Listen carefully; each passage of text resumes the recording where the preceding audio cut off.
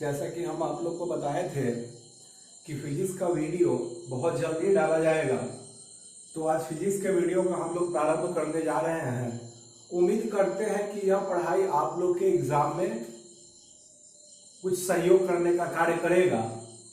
देखिए, जहां तक बात है फिजिक्स का, तो हम सब उस बिंदु से बचेंगे जो सुनने में अच्छा लगता है, समझने में अच्छा लगता है, लेकिन एग्जाम के परिप्रेक्ष्य में, वास्तविकता में उसका कहीं दूर दूर से कोई वास्ता नहीं होता है। सीधा विषय वस्तु पर आते हैं, उस पॉइंट को ही हिट करेंगे जहां से हमारे एग्जाम को पास करने में हमको कुछ मदद मिलेगा।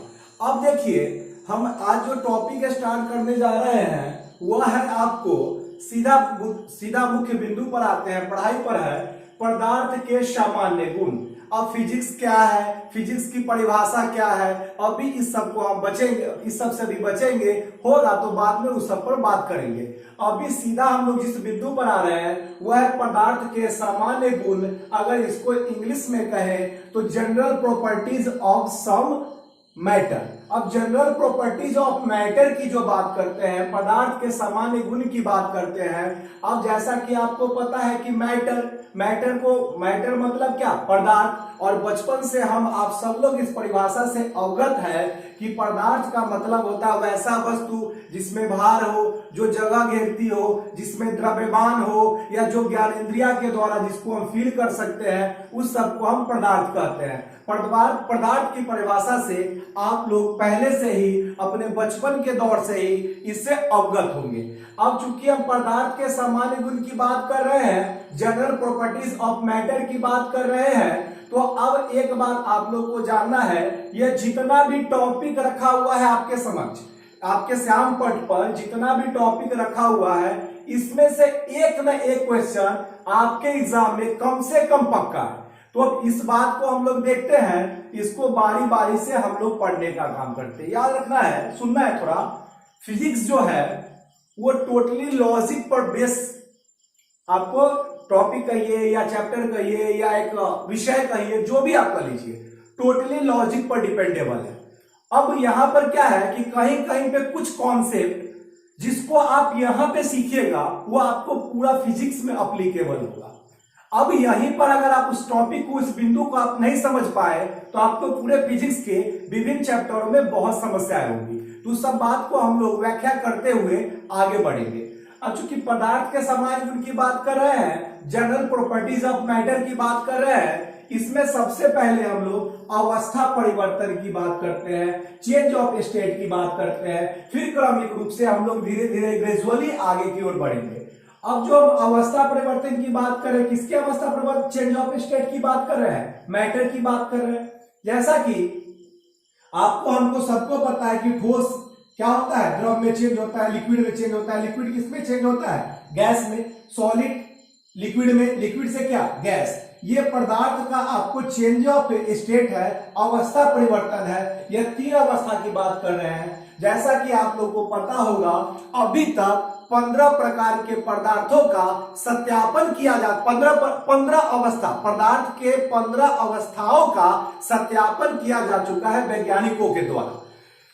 कितने अवस्थाओं का सत्यापन किया जा चुका है, 15 का, जिसमें से 3 मुख्य है, और पदार्थ की जो चौथी अवस्था है वह प्लाज्मा है, पदार्थ की जो 5वीं अवस्था है वह बोस-आइंस्टीन कंडेंसेट है। हमने बताया पदार्थ की कुल 15 अवस्थाओं का सत्यापन किया जा चुका है। इसमें से 3 मुख्य अवस्थाएं जो है वह है सॉलिड, लिक्विड, गैस, और यह पदार्थ की चौथी अवस्था हो गई, और यह पदार्थ की 5वीं अवस्था है। आपसे एग्जाम में डायरेक्ट पूछता है कि पदार्थ की चौथी अवस्था कौन सी होती है, पदार्थ की 5वीं अवस्था कौन सी होती है, तो पदार्थ की चौथी अवस्था हो गई प्लाज्मा, पदार्थ की 5वीं अवस्था जो हो गई वह हुई बोस-आइंस्टीन कंडेंसेट। अब यहां पर देखिए, कोई वस्तु अगर सॉलिड है तो भाई सॉलिड क्यों है, कोई अगर लिक्विड है तो लिक्विड क्यों है, कोई अगर गैस है तो गैस क्यों है। अगर यह इन तीनों बातों का,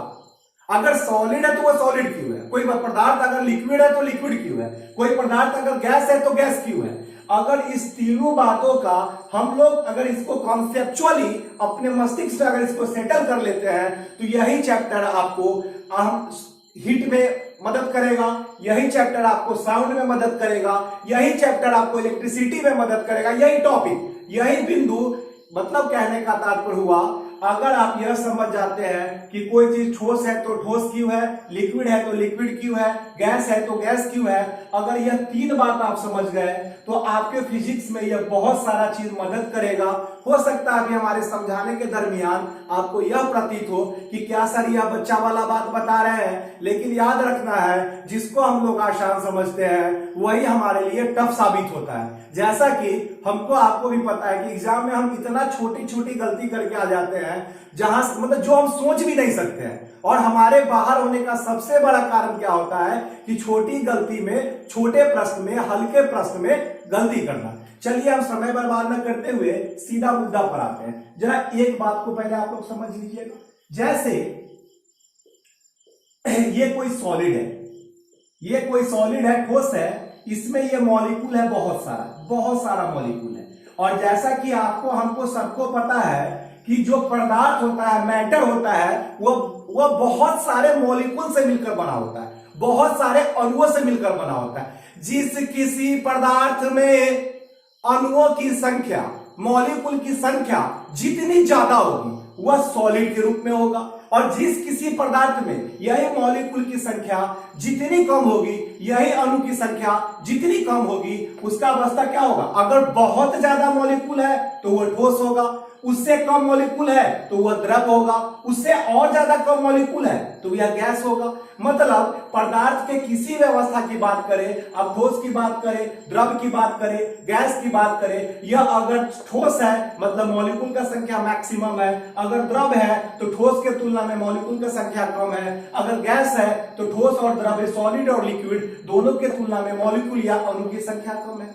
अब जरा एक बात समझिएगा कि किसी भी मैटर में जितना ज्यादा अणु होता है ना, वह क्या करता है कि एक अणु दूसरे अणु के ऊपर, एक अणु दूसरे अणु के ऊपर एक बल छोड़ता है, एक बल से बंधा होता है। एक अणु दूसरे अणु से, एक मॉलिक्यूलर दूसरे मॉलिक्यूलर से एक आपको फोर्स के साथ, बल के साथ बंधा होता है, और इसी को बोलते हैं इंटरमॉलिक्यूलर फोर्स।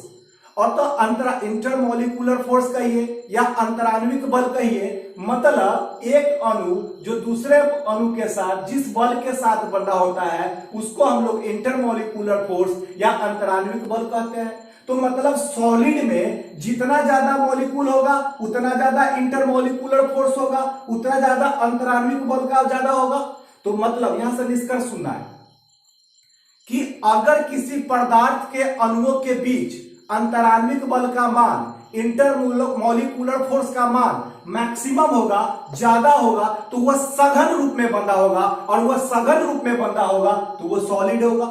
नहीं समझे? हम एक बार बोल रहे हैं, हमने पहला बात बताया, अगर मॉलिक्यूलर का संख्या मैक्सिमम है तो सॉलिड होगा, उससे कम है तो लिक्विड होगा, उससे कम होगा तो गैस होगा, पहला बात। दूसरा बात, अगर एक अणु दूसरे अणु से इंटरमॉलिक्यूलर फोर्स के कारण बंधा होता है। भाई इंटरमॉलिक्यूलर फोर्स के कारण क्यों बंधा होता है? अगर वह इंटरमॉलिक्यूलर फोर्स का मान मैक्सिमम होगा, ज्यादा होगा, तो वह बंधा होगा, और जैसे जैसे इंटरमॉलिक्यूलर फोर्स का मान कम होता जाएगा अणुओं के बीच की दूरी बढ़ती जाएगी। जैसे सुनना है, हम अभी आपको बता रहे हैं जैसे कि ये एक अणु है, दूसरा अणु है, तीसरा अणु है, चौथा अणु है, पांचवा अणु है। यह अणु एक दूसरे में काफी नजदीक से बंधा हुआ है, मतलब एक दूसरे के ऊपर इंटरमॉलिक्यूलर फोर्स या अंतराण्विक बल का मान कहिए मैक्सिमम होगा। तो यह क्या हो गया, जब इंटरमॉलिक्यूलर फोर्स का मान, अणुओं की संख्या अगर ज्यादा है, सघन रूप में है, नजदीक में है, तो यह क्या होगा, इंटरमॉलिक्यूलर फोर्स का मान मैक्सिमम होगा, अंतराण्विक बल का मान ज्यादा होगा।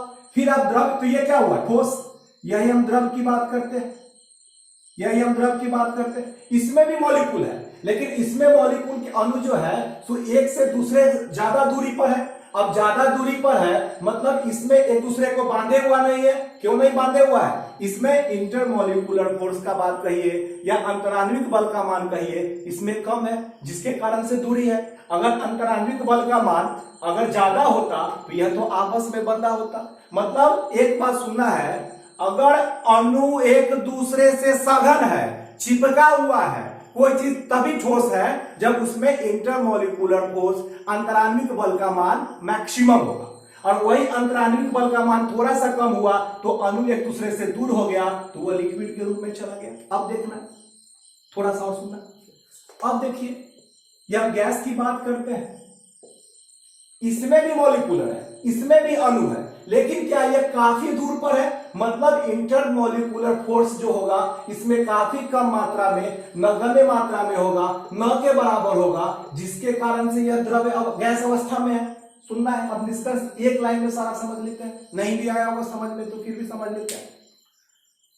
अगर दो अणुओं के बीच में लगने वाले बल को, जिसको हम लोग अंतराण्विक बल कहते हैं, इंटरमोलिकुलर फोर्स कहते हैं, अगर इंटरमोलिकुलर फोर्स ज्यादा होगा तो वह आपको सॉलिड होगा, अगर इंटरमोलिकुलर फोर्स अंतराण्विक बल थोड़ा कम होगा तो वो लिक्विड होगा, अगर उससे कम होगा तो वह गैस होगा। तो यहां से निष्कर्ष क्या निकला?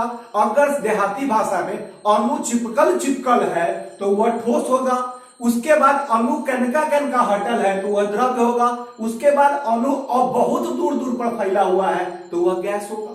अब देखना, जैसा कि हमको आपको सबको पता है कि किसी भी चीज को गर्म जब हम करते हैं, टेम्परेचर देते हैं, तो वह टूटता है, पिघलता है या फैलता है। अब एक एग्जांपल के थ्रू हम समझते हैं, जैसे कि आप क्या करना है, उतना अभी नहीं जाते, उतना हम लोग बाद में देखेंगे, पहले यहां पर हम लोग देख लेते हैं।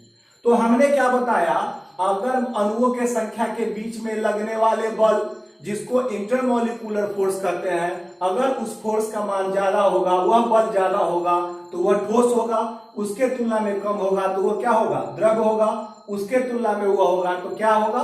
गैस होगा। अब देखिए, जैसा कि आपको हमको सबको पता है कि हम एक बात आपको बताते हैं कि आप जब कभी दूध को गर्म करते हैं, पूरी तरह उबाल देते हैं, उबालने के बाद आप छोड़ दीजिए तो दूध का लेयर थोड़ा ऊपर होता है, फिर वही सी दूध को ठंडा कर देते हैं तो दूध का लेयर नीचे आ जाता है। कारण जानते हैं क्यों? क्योंकि जब किसी भी चीज में जब हम तापमान बढ़ाते हैं तो उसके अणु के बीच में जो बल होता है, फोर्स होता है, अंतराण्विक बल, इंटरमोलिकुलर फोर्स, वह फोर्स कमजोर होता है। किसी भी चीज में, दुनिया के किसी भी चीज में अगर टेम्परेचर दीजिएगा तो उसके अणुओं के बीच में जो लगने वाला बल होगा, इंटरमोलिकुलर फोर्स, अंतराण्विक बल, वह ताप बढ़ाने से कम टूटेगा, और जब टूटेगा तो वह दूर फैलेगा। इसी कारण से दूध का आयतन वहां पे बढ़ जाता है। जब हम ठोस में टेम्परेचर देंगे, ताप बढ़ाएंगे तो यह द्रव्य में परिवर्तित होता है। जब कभी हम ठोस में टेम्परेचर देते हैं तो यह द्रव्य में परिवर्तित होता है। मतलब क्या? यहां पर हमको फिजिक्स के भाषा में समझना है। अगर ठोस द्रव्य में परिवर्तित हो गया, मतलब इंटरमोलिकुलर फोर्स, अंतराण्विक बल का मान जो ज्यादा था वह कम हो गया। समझ रहे ना? आगे देखिए, फिर हम लोग द्रव्य में टेम्परेचर दिए और ज्यादा द्रव्य में टेम्परेचर दिए, तो जब द्रव्य में टेम्परेचर दिए तो वो क्या होता है? गैस के रूप में उड़ जाता है। क्यों गैस के रूप में उड़ गया भाई? कि सीधा सरल सा बात आप समझ आइए, द्रव्य में टेम्परेचर देने से इसके बीच में जो अंतराण्विक बल होगा, इंटरमोलिकुलर फोर्स होगा, वह कम हुआ, और जब वह कम हुआ तो उसके बीच की दूरी बढ़ी, और दूरी बढ़ी तो वह आसानी से उड़ गया, और वह किस में कन्वर्ट हो गया? गैस में। तो हमने बताया जब ठोस में टेम्परेचर देंगे तो वो लिक्विड में चेंज होगा, जब लिक्विड में टेम्परेचर देंगे तो वो गैस में चेंज होगा। अब इसका कम करते रिवर्स बाद में हम लोग चर्चा करेंगे। अभी हम लोग यहां पर आते हैं, प्लाज्मा की बात करते हैं। याद रखिएगा, अगर इंटरमोलिकुलर फोर्स, अंतराण्विक बल का मान मैक्सिमम होगा तो वो सॉलिड होगा, अगर अंतराण्विक बल का मान, इंटरमोलिकुलर फोर्स का मान थोड़ा कम होगा तो वो लिक्विड होगा, और इंटरमोलिकुलर फोर्स का, अंतराण्विक बल का मान और ज्यादा कम होगा तो वो गैस हो जाएगा। ठीक है, इस बात को आपको एकदम रखना है, यह आपको फिजिक्स के 4 या 5 चैप्टर में मदद करेगा। जिनको समझ में नहीं आएगा, अब ऑनलाइन कक्षा के माध्यम से आप डायरेक्ट पूछ तो नहीं सकते हैं, बट आप लोग के पास मेरा कांटेक्ट नंबर है, वहां से आप संपर्क कर सकते हैं। जो मेरे अभी वर्तमान में जिनको हम पटना में पढ़ाए हुए हैं, यह बात उनके लिए है। बाद बाकी को देखते हैं। हम प्लाज्मा की बात करते हैं, यह पदार्थ की चौथी अवस्था है। अब जब यह चौथी अवस्था है तो आप एक बार जान लीजिए कि यहां से क्वेश्चन क्या पूछता है, ये चौथी अवस्था प्लाज्मा है भाई, सही है। यह पाया कहां कहा जाता है, सुनना है जरा गौर से। जहां जहां टेम्परेचर मैक्सिमम होगा, जहां जहां टेम्परेचर मैक्सिमम होगा वहां वहां प्लाज्मा पाया जाएगा। कुछ किताब के भाषा में नहीं जाना है, बस इतना समझना है, where there is maximum temperature there is plasma, where there is maximum temperature there is plasma. That means अगर हमारा कहने का मतलब हुआ जहां जहां ताप ज्यादा होगा वहां वहां प्लाज्मा ज्यादा होगा, मतलब सूर्य में पदार्थ की चौथी अवस्था जो प्लाज्मा होगी कहां पाई जाएगी, सूर्य में पाई जाएगी। दूसरी, पदार्थ की चौथी अवस्था जो होगी वो कहां पर होगी, बल्ब के अंदर में होगी। तीसरी, पदार्थ की जो चौथी अवस्था प्लाज्मा वो कहां होगी, नाभिकीय रिएक्टर में। मतलब जहां जहां टेम्परेचर ज्यादा होगा, आप किसी एग्जाम्पल को मत रखिए, बस आपके मस्तिष्क में इतना रखना है कि जहां जहां टेम्परेचर ज्यादा, where there is maximum temperature there is plasma. मतलब जहां तापमान ज्यादा होगा, तो आपको हमको भी पता है कि सूर्य में तापमान ज्यादा होता है, मतलब पदार्थ की चौथी अवस्था कहां पर पाई जाएगी, सूर्य में पाई जाएगी, पहली चीज। अब एक बात और है कि यह पदार्थ की चौथी अवस्था किस रूप में पाई जाती है। भाई एक बात आप हमको बताओ, आपको यह बात तो पता होना चाहिए, या नहीं होगा तो हम बता रहे हैं कि पदार्थ सूर्य जो है वो धधकते हुए आग का गोला है। तो धधकते हुए आग का गोला है, मतलब गैस की अवस्था में है, और उसी गैस की अवस्था में जब प्लाज्मा पाया जाएगा तो पदार्थ की चौथी अवस्था जो प्लाज्मा होगी यह भी तो गैस के रूप में पाई जाती होगी। नहीं समझ में आया, बता रहे हैं। हमने बताया अभी आपको कि जहां जहां टेम्परेचर ज्यादा होगा, टेम्परेचर मैक्सिमम होगा, वहां वहां क्या होगा, प्लाज्मा होगा। तो भाई जब टेम्परेचर मैक्सिमम होगा तो वो तो गैस के रूप में होगा, क्योंकि उसमें इंटरमॉलिक्यूलर फोर्स का मान कम होगा, अंतराण्विक बल का मान कम होगा। तो वह जब प्लाज्मा के रूप में होगा तो एक बात यहां से निष्कर्ष रखना है, बस इतना याद रखना है, जहां जहां टेम्परेचर ज्यादा होगा वहां वहां पदार्थ की चौथी अवस्था प्लाज्मा पाई जाएगी। तो जब जहां जहां टेम्परेचर ज्यादा होगा मतलब क्या, सूर्य, नाभिकीय रिएक्टर, बल्ब के अंदर, ये सारी जगहों पर कहा क्या पाया जाएगा, पदार्थ की चौथी अवस्था प्लाज्मा। पदार्थ की चौथी अवस्था प्लाज्मा जो होती है वह किस रूप में पाई जाती है, तो गैस के रूप में पाई जाती है। ये क्लियर हो गया। चलिए, छोटी छोटी बातों को अगर आप, मैं फास्ट बोल रहा हूं तो वीडियो को पॉज करके आपको लिख लेना है। यहां पर हमने भी आपको बताया, पर बड़े इंपॉर्टेंट है कि किस रूप में पाया जाता है पदार्थ की चौथी अवस्था, गैस के रूप में। कहां कहां पाया जाता है, तो बस एक ही वो बात है, जहां जहां टेम्परेचर मैक्सिमम होगा। अब बात आते हैं बोस-आइंस्टीन कंडेंसेट की बात करते हैं। बोस-आइंस्टीन कंडेंसेट की बात करते हैं। एक व्यक्ति थे, आप लोग को भी याद होगा, सत्येंद्र नाथ बोस। उन्होंने क्या किया कि पदार्थ के पांचवी अवस्था के कुछ गुणों का गणना किया, और चूंकि उन्होंने पदार्थ के पांचवी अवस्था के कुछ गुणों की गणना करने का कार्य किया था, इसी कारण से इस सत्येंद्र नाथ बोस जी के नाम के कारण से ही पदार्थ की पांचवी अवस्था का नाम बोस पड़ा, और आगे आइंस्टाइन कंडेंसेट, बोस-आइंस्टाइन कंडेंसेट। यह पदार्थ की कैसी अवस्था हो गई, पांचवी अवस्था। अब एक बात याद रखना, यहां पर थोड़ा सा आप लोग लिख लीजिएगा, यही नहीं तो होता है तो हम बोर्ड पर भी लिख देते, इधर मिटा दे रहे हैं। हम आपको बताते हैं कि सत्येंद्र नाथ बोस ने क्या किया कि आपको पदार्थ के पांचवी अवस्था के बारे में आपको बतलाने का काम किया। इसके कारण से इस पदार्थ की पांचवी अवस्था का जो नामांकन हुआ सत्येंद्र नाथ बोस के कारण से ही बोस-आइंस्टीन कंडेंसेट। लेकिन पदार्थ के पांचवी अवस्था का पूर्ण रूप से व्याख्या करने का जो कार्य किया उस व्यक्ति का नाम था कार्नेल वीमेन व कैटरले। हम बता रहे हैं आपको, पदार्थ के पांचवी अवस्था के जो पूर्ण रूप से व्याख्या किया उस व्यक्ति का नाम था कार्नेल वीमेन कैटरले, और इसी पदार्थ के पांचवी अवस्था के पूर्ण रूप से व्याख्या करने के कारण ही 2001 में यह तीनों का तीनों जो अमेरिकी वैज्ञानिक है इनको फिजिक्स का नोबेल मिला था। यह बात आपको एकदम मस्तिष्क में रखना है कि कार्नेल, अपने कॉपी में इसको नोट कर लेना है, कार्नेल वीमेन व कैटरले ने क्या किया कि पदार्थ के पांचवी अवस्था के बारे में यह विस्तार पूर्वक बताया। इसी कारण से कार्नेल वीमेन और क्या कहते हैं कि वह कैटरले को आपको फिजिक्स का नोबेल मिला। किस इसमें मिला था, 2001 में। अभी तो हमने आपको बता दिया कि सॉलिड कहां पाया जाता है, लिक्विड कहां पाया जाता है, गैस कहां पाया जाता है, पदार्थ की चौथी अवस्था जो प्लाज्मा बताए थे वह कहां पाया जाता है। अब पदार्थ की पांचवी अवस्था बोस-आइंस्टीन कंडेंसेट की बात करते हैं। तो यह साधारण रूप से हमारे नेचर में नहीं पाया जाता है, यह साधारण रूप से हमारे नेचर में नहीं पाया जाता है। इसको प्रयोगशाला में साइंटिस्ट के द्वारा, वैज्ञानिक के द्वारा तैयार किया जाता है। तो मुद्दा है कि यह कैसे प्राप्त होगा, जब कभी किसी चीज को वायु के 1/1,00,000 भाग घनत्व, मतलब हवा का जब घनत्व होता है उसका 1,00,000वां भाग जब घनत्व होगा, उतना घनत्व कम होगा, जब उसको एकदम टेम्परेचर पर कार्य किया जाएगा तो उसकी प्राप्ति होगी। नहीं समझ में आ रहा होगा? देखिए, हमारे वायु का कोई ना कोई तो घनत्व डेंसिटी होगा, उसका 1,00,000वां भाग घनत्व जो होगा उसको अगर बहुत कम तापमान पर ठंडा करेंगे तो आपको बोस-आइंस्टीन कंडेंसेट की प्राप्ति होगी। हम एक बात और बोलते हैं, वायु के घनत्व के 1,00,000वें भाग को, वायु के घनत्व के 1,00,000वें भाग को अगर बहुत कम ही तापमान पर उसको कार्य किया जाए, बहुत ही कम तापमान पर उसको अर्जित किया जाए, तो आपको पदार्थ की 5वीं अवस्था बोस-आइंस्टीन कंडेंसेट की प्राप्ति होगी। हमने बताया पदार्थ की 4थी अवस्था बता दिया, 5वीं अवस्था बता दिया, इसके बारे में कौन सबसे पहले बताया था? बोस। इसी कारण से इसका नाम पड़ा बोस-आइंस्टीन कंडेंसेट। और इसके साथ में हमने बताया क्या यह 3 नाम एकदम फोकस करना है, कार्नेल, वीमैन व कैटरले। कार्नेल, वीमैन व कैटरले ने क्या किया कि आपको पदार्थ के बारे में, इसके बारे में विस्तार पूर्वक व्याख्या किया। इसी कारण से इसको फिजिक्स का नोबेल 2001 में मिला। अभी तक जो हम लोग चर्चा किए हैं वो पदार्थ की अवस्था के बारे में बात की है। अब बात करते हैं, ये पदार्थ का अवस्था क्या था?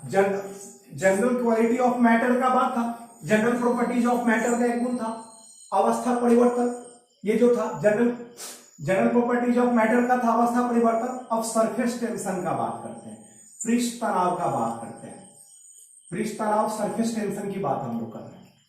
अब यहां पर बस 1-2 बातें आपको समझना है। 2 फोर्स होता है, इसको पहले आप समझ जाइए, पूरा आपको ये समझ में आ जाएगा। ससंजन, असंजन, बस ये दो टॉपिक को हम लोग समझते हैं, फिर इस पर बात करेंगे। असंजन बल, कोहेसिव फोर्स, एडहेसिव फोर्स, सुनना है ये 2 बात, एक ससंजन बल और एक असंजन बल, एक कोहेसिव फोर्स, एक एडहेसिव फोर्स। इस बात को आप समझ जाइएगा तो यह आसानी से आपको पृष्ठ तनाव, श्यानता, केशिकत्व, 3 चीज में आपको मदद करेगा। 2 समान अणुओं के बीच लगने वाले बल को, 2 समान अणुओं के बीच लगने वाले बल को ससंजन बल कहते हैं। 2 असमान अणुओं के बीच लगने वाले बल को असंजन बल कहते हैं। 2 समान अणुओं के बीच लगने वाले बल को ससंजन बल या कोहेसिव फोर्स कहते हैं, और 2 असमान अणुओं के बीच लगने वाले बल को असंजन फोर्स या एडहेसिव फोर्स बोलते हैं। जब समान अणु के बीच में लगेगा तो ससंजन होगा, और जब असमान अणु के बीच में लगेगा तो असंजन होगा। ये 2 बात को याद रखना है। हमने बताया अभी कि जब 2 समान अणु के बीच में लगेगा तो ससंजन होगा, और 2 असमान अणु के बीच में लगेगा तो क्या होगा? असंजन बल होगा। पृष्ठ तनाव सुनना है, इसका यूज अभी आगे होगा। प्रत्येक द्रव्य में यह गुण पाया जाता है कि वह न्यूनतम क्षेत्रफल ग्रहण करना चाहता है। दुनिया का जो भी लिक्विड है, जो भी द्रव है, उसमें वो यह गुण पाया जाता है कि वह न्यूनतम क्षेत्रफल ग्रहण करना चाहता है, और द्रव्य के इसी गुण को पृष्ठ तनाव कहते हैं। गौर से सुनना है, हमने बताया कि दुनिया का प्रत्येक जो द्रव्य है उसमें एक गुण पाया जाता है कि वह न्यूनतम क्षेत्रफल ग्रहण करना चाहता है, मिनिमम स्फीयर ग्रहण करना चाहता है, और द्रव्य के मिनिमम एरिया ग्रहण करना चाहता है, और द्रव्य के इसी गुण को हम लोग क्या कहते हैं? पृष्ठ तनाव का मान करते हैं। मतलब वह न्यूनतम क्षेत्रफल ग्रहण करना चाहता है, और द्रव्य के इसी गुण को हम लोग क्या कहते हैं? पृष्ठ तनाव। हमने बताया कि द्रव्य, प्रत्येक द्रव्य में एक गुण पाया जाता है कि वह न्यूनतम क्षेत्रफल ग्रहण करना चाहता है, और द्रव्य के इसी गुण को हम लोग पृष्ठ तनाव के नाम से जानते हैं। एक एग्जाम्पल की इसको थ्रू समझते हैं। जैसे वर्षा की बूंदे गोलाकार होती है, आपसे एग्जाम में पूछता है कि वर्षा की जल की बूंदे गोलाकार होती है, क्यों?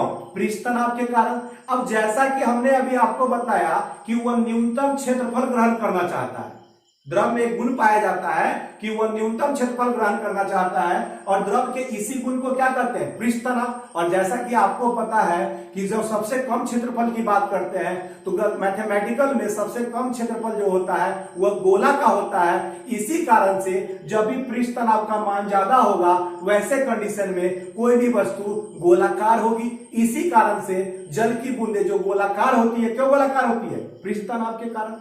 चलिए, हमने अभी आपको बताया कि प्रत्येक द्रव में एक गुण पाया जाता है कि वह न्यूनतम क्षेत्रफल ग्रहण करना चाहता है और द्रव के इसी गुण को क्या कहते हैं? पृष्ठ तनाव कहते हैं, सरफेस टेंशन कहते हैं। अब याद रखिएगा,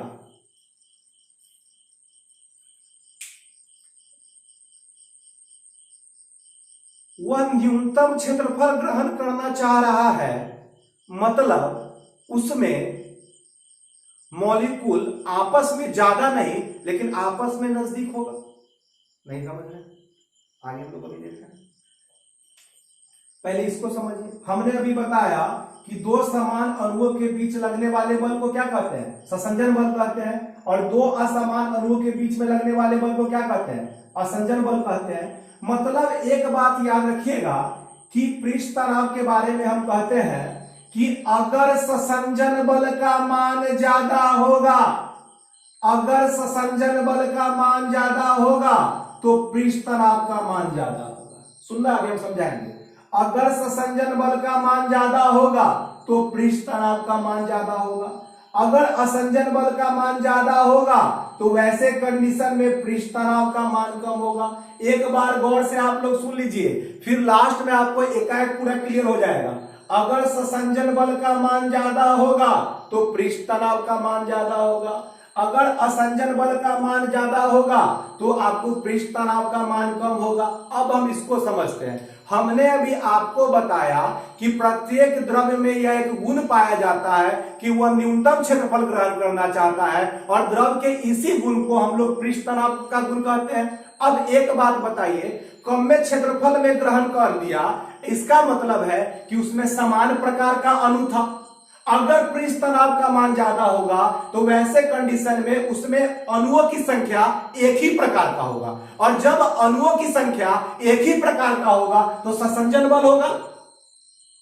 हम एक बात बता रहे हैं, जब कभी पृष्ठ तनाव बल का मान ज्यादा है वैसे कंडीशन में उस द्रव्य में, उस मैटर में पाए जाने वाले अणु जो होगा वह समान प्रकार का होगा, एक प्रकार का होगा। और जब एक प्रकार का होगा तो ससंजन बल होगा। मतलब द्रव्य में जो पृष्ठ तनाव का गुण पाया जाता है वह किस फोर्स के कारण पाया जाता है? ससंजन बल के कारण। यहां पर आपको कोई भी वीडियो देख लीजिए, पृष्ठ तनाव के साथ इसको नहीं पढ़ाया जाता है, लेकिन वास्तविकता है कि अब पृष्ठ तनाव का जो सामान्य क्वेश्चन था कि वर्षा के जल की बूंदें गोलाकार होती है, किसके कारण से होती है? पृष्ठ तनाव के कारण से। यह पूछना अब बहुत कम कर दिया है। अब एक बात याद रखना है कि अगर पृष्ठ तनाव का मान ज्यादा है मतलब उसमें समान प्रकार का अणु है, एक प्रकार का अणु है, और जब एक प्रकार का अणु होगा तो ससंजन बल होगा और जब ससंजन बल का मान ज्यादा होगा तो वैसे कंडीशन में क्या होगा? पृष्ठ तनाव होगा। अब एक बात समझना है, पृष्ठ तनाव से रिलेटेड 2-3 गो बात और पूछता है,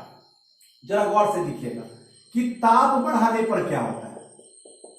ताप बढ़ाने पर पृष्ठ तनाव पर क्या प्रभाव पड़ता है? गौर सुनना है। एक आपसे पूछता है कि टेम्परेचर को इंक्रीज करने पर, ताप बढ़ाने पर पृष्ठ तनाव के मान पर क्या प्रभाव पड़ता है? याद रखिएगा कि जब समान प्रकार का अणु है, जब कभी समान प्रकार का अणु है उसमें टेम्परेचर दिए, ताप बढ़ाए, तो दुनिया की कोई भी चीज को जब आप गर्म करिएगा तो उसके अणुओं के बीच में जो फोर्स है, इंटरमॉलिक्यूलर फोर्स है, वह टूटेगा।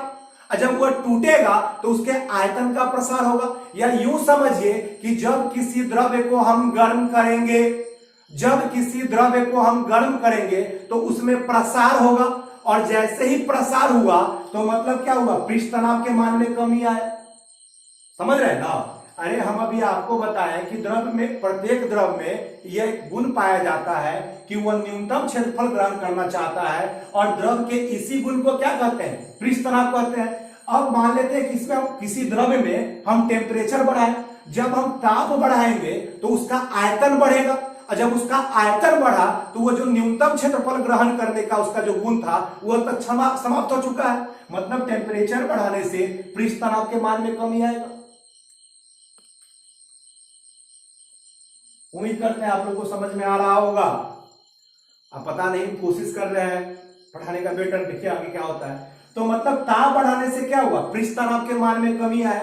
अच्छा, जब ताप बढ़ाने से पृष्ठ तनाव के मान में कमी आया तो ताप बढ़ाने से ससंजन बल के मान में भी तो कमी आएगा ना, क्योंकि ताप दोनों क्या है, दोनों में समानार्थक संबंध है। पृष्ठ तनाव है मतलब क्या, ससंजन बल का मान मैक्सिमम है। तो जैसे ही ताप बढ़ा है तो पृष्ठ तनाव में कमी आया मतलब ससंजन बल के मान में कमी आया। चलिए आगे देखो, बस एक लाइन याद रखना है कि अगर सरफेस टेंशन है मतलब उसमें समान अणु है, और समान अणु है तो ससंजन बल है। तो चूंकि पृष्ठ तनाव ससंजन बल के कारण है तो टेम्परेचर बढ़ाएंगे तो पृष्ठ तनाव में कमी आया मतलब ससंजन बल में भी कमी आया। अब चलिए दूसरी बात, अगर पृष्ठ तनाव मैक्सिमम है मतलब वो कम में क्षेत्रफल में एडजस्ट कर लेगा, और पृष्ठ तनाव कम है मतलब उस द्रव्य में प्रसार होगा। तब न पृष्ठ तनाव कम में दूर में एडजस्ट किया हुआ था, ज्यादा था, मैक्सिमम था पृष्ठ तनाव, तब न वर्षा की बूंदे गोलाकार थी। अब एक एग्जांपल रखते हैं, सुनते हैं गौर से। पृष्ठ तनाव में एक अगला टॉपिक है, ताप बढ़ाने के अलावा अशुद्धि मिलाने पर क्या प्रभाव पड़ता है। किसी भी द्रव्य में अशुद्धि मिलाने पर क्या प्रभाव पड़ता है, सुनना है गौर से। जो लगेगा इंपॉर्टेंट उसको आप लोग नोट करते जाइएगा। जैसा कि आपको हमको सबको पता है कि अगर साधारण पानी में हम कपड़ा को डालते हैं तो वो गीला ही जल्दी नहीं होता है।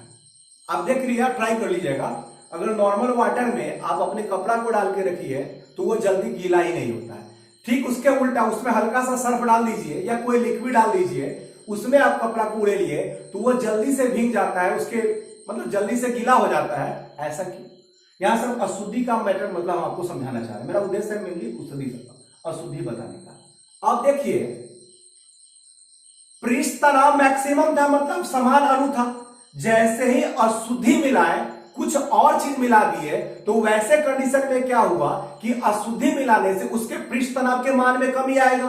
क्योंकि सिर्फ समान अणु होगा, मैक्सिमम समान अणु होगा तो पृष्ठ तनाव ज्यादा होगा। लेकिन इसमें अशुद्धि के रूप में कुछ और मिला दिए तो ससंजन के बाद क्या होगा, इसमें असंजन वाली बात हो जाएगी। तो जब भी अशुद्धि में, किसी भी चीज में अशुद्धि मिलाएंगे, किसी भी द्रव्य में, तो पृष्ठ तनाव के मान में कमी आएगा। और जब पृष्ठ तनाव के मान में कमी आया तो वह जो द्रव्य बाल्टी में रखा हुआ पानी था कपड़ा धोने के लिए, उस द्रव्य में प्रसार हुआ, और जब द्रव्य में प्रसार हुआ तो कपड़ा में जल आसानी से रिस गया। मतलब कभी भी आप सीधा बात रखिए, पृष्ठ किसी भी लिक्विड में जब आप अशुद्धि मिलाते हैं तो पृष्ठ तनाव के मान में कमी आता है। चलिए धीरे धीरे हम सब समझने की कोशिश कर रहे हैं। एक एग्जाम में पूछा कि जब कभी अगर मतलब बड़ा बड़ा समुद्र में जो समुद्री लहर आता है तो उसको शांत करने के लिए हेलीकॉप्टर से मिट्टी तेल डाला जाता है, क्यों?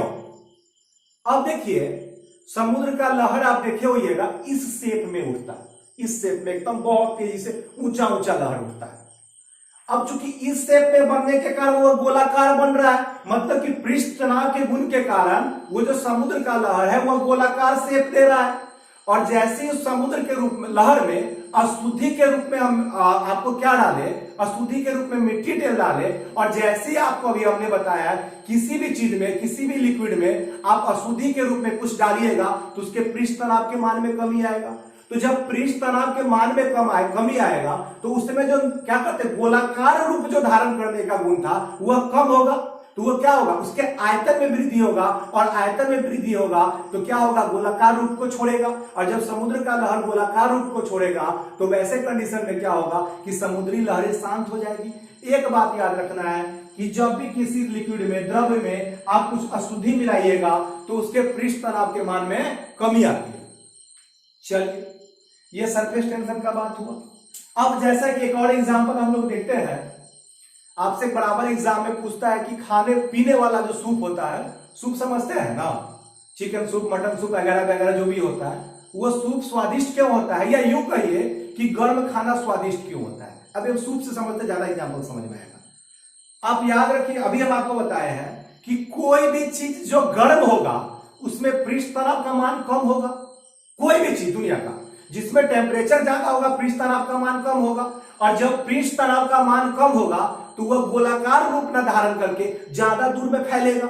जैसे अगर हम ठंडा सूप पीते हैं तो स्वादिष्ट हमको नहीं लगता है, हमारे जीहा को अच्छा नहीं लगता है, क्योंकि जब भी हम ठंडा सूप पीते हैं तो उसमें पृष्ठ तनाव का मान ज्यादा होता है, और पृष्ठ तनाव का मान ज्यादा होने के कारण वह जो द्रव्य हम अपने मुंह में डालते हैं वह न्यूनतम क्षेत्रफल ग्रहण करना चाहता है, और वह न्यूनतम क्षेत्रफल ग्रहण के करने के कारण हमारे जीहा के पूरे भाग पे नहीं फैलता है, जिसके कारण से हमारे जीभ के पूरे भाग पर नहीं फैलता है, जिसके कारण से वह सूप हमको स्वादिष्ट नहीं लगता है। ठीक इसका अपोजिट, जब उस सूप को गर्म करेंगे तो पृष्ठ तनाव के मान में उस लिक्विड में कमी होगा, और जब पृष्ठ तनाव के मान में कमी होगा तो उसका प्रसार ज्यादा रूप में होगा, ज्यादा दूर में होगा, और उसका प्रसार जब ज्यादा दूर में होगा तो हमारे पूरे जीभ को वह क्या करेगा, पूरे जीभ के ऊपर वह फैलेगा, जिसके कारण से गर्म सूप कहिए या गर्म खाना कहिए, आप दोनों कंडीशन में क्या होगा, आपको स्वादिष्ट लगता है। यहां पर हम दो बात बताएं, आगे हम आज नहीं बढ़ेंगे, इतना ही तक होगा, धीरे धीरे पढ़ाएंगे। हमने अभी आपको बताया दो फोर्स के बारे में, हम ससंजन और आसंजन, जब इसका टॉपिक आएगा फोर्थ चैप्टर वहां पर पूरा विस्तार पूर्वक बात करेंगे, लेकिन यहां पर समझिए हमने बताया ससंजन कोहेसिव या आसंजन एडेसिव के बारे में। जब भी दो समान प्रकार का अणु जो होगा ना, उसमें जो बल लगेगा वह ससंजन बल होगा, और जब दो असमान प्रकार का अणु होगा तो उसमें क्या होगा, आसंजन बल होगा। जी सुनिएगा, अगर पृष्ठ तनाव का मान ज्यादा है, अगर पृष्ठ तनाव का मान ज्यादा है, या अगर किसी चीज में पृष्ठ तनाव का मान ज्यादा है, मतलब क्या, ससंजन बल उसमें समान प्रकार का अणु ज्यादा है, और जब समान प्रकार का अणु ज्यादा होगा मतलब ससंजन बल का मान ज्यादा होगा, तो किसी भी लिक्विड में जो पृष्ठ तनाव का गुण पाया जाता है वह किसके कारण पाया जाता है, ससंजन बल के कारण। इस बिंदु को आप लोग लिख लीजिएगा कि किसी भी द्रव्य में जो पृष्ठ तनाव का गुण पाया जाता है वह किसके कारण पाया जाता है, तो ससंजन बल के कारण। अच्छा एक चीज बताइए आप लोग कि आप देखते होइएगा कि मिट्टी तेल हो, सरसों तेल हो, पेट्रोल हो, आप अगर कहीं पर पानी में मिला दीजिए तो वह ऊपर आ जाता है। क्यों?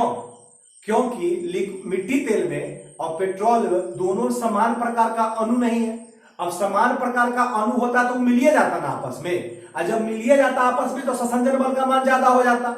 क्योंकि मिट्टी तेल अलग प्रकार का है और पानी अलग प्रकार का है, और जब दो असमान अणु आपस में मिलता है तो क्या होता है, असंजन बल का मान डेवलप होता है। मतलब अगर मिट्टी तेल, पेट्रोल या सरसों तेल किसी द्रव के ऊपर तैर रहा है, उसका मतलब किस कारण से तैरता है, असंजन बल के कारण से। तैरने वाली बात नहीं कर, असंजन बल के कारण से आप दोनों में विभेदीकरण कर सकते हैं। अब एक चीज देखिएगा, रे भाई अब एक बात बताओ, समान प्रकार का अणु मिलेगा तो एक ही रंग का ना नजर आ जाएगा। अब एक चीज बताइए, हम इस बोर्ड पर लिख दिए, आपको हम अपने संस्थान का नाम टॉपर्स व्यू, इस बोर्ड पर लिख दिए टॉपर्स व्यू। अब एक बात आप बताइए कि ये जो इसका इंक है और बोर्ड है, जब दोनों पर समान प्रकार का अणु होता तो आप देख पाते क्या, इसी में यह खो जाता, दोनों बराबर हो जाता। इस बोर्ड के इंक में और इस मार्कर के इंक में और बोर्ड में दोनों असमान प्रकार का अणु है, और जब भी असमान प्रकार का अणु होगा तो क्या होगा, असंजन बल होगा। मतलब कि बोर्ड पर लिखा हुआ कोई चीज आपको दिखाई देता है किसके कारण से, असंजन बल के कारण से। चलिए उम्मीद करते हैं आप लोग को समझ में आया होगा। आज हम यहीं तक रखेंगे, फिजिक्स का पहला वीडियो था। कुछ बेसिक बातों को आप लोग को और कहीं कहीं थोड़ा मोड़ा नोट करते चलिएगा। एक चीज हम शुरू करने का सोच रहे हैं, जैसा कि आप लोग को पता है, जो भी लोग हमसे पढ़ चुके हैं, ऑनलाइन कक्षा के माध्यम से, वीडियो डालने के माध्यम से नहीं, ऑनलाइन कक्षा के माध्यम से एक प्रैक्टिस सेट शुरू करना। क्योंकि एग्जाम का टाइम आ चुका है, 25 क्वेश्चन का स्टार्टिंग शुरुआती दौर में 25 क्वेश्चन का ही लेंगे, और उसका करेंट से जोड़ करके पूर्णतः व्याख्या। इस बात की गारंटी होगी कि अगर वो ऐसा 25 क्वेश्चन का सेट अगर हम 50 कर पाते हैं एग्जाम से पहले, तो अप्रोक्स 70 से 80% क्वेश्चन उसी कॉपी में से होगा, उसी व्याख्या से होगा। इवन वो करेंट का हो तो हिस्ट्री हो, फिजिक्स हो, केमिस्ट्री हो, बायोलॉजी हो, इकोनॉमिक्स हो, कोई भी विषय हो, इसका हम पूरा ध्यान रखेंगे। जिन लोगों को लगता होगा कि वह ऑनलाइन कक्षा करना जरूरी है हमारे लिए, उनको बस एक काम करना है, जैसा कि 70-33 वाला नंबर हमारे जो भी पुराने छात्र हैं उन सबके पास है। आप जिन लोगों को करने का उद्देश्य होगा उस पर आप लोग व्हाट्सएप कर सकते हैं, और उसके बाद हम लोग व्हाट्सएप के माध्यम से ही क्लियर करेंगे। क्योंकि यह वीडियो पूरे हर लोग के पास पहुंचता है, इसलिए उस पर ज्यादा बात नहीं करेंगे, हम लोग व्हाट्सएप के माध्यम से बात कर लेंगे। विशेष के लिए मिलते हैं कल।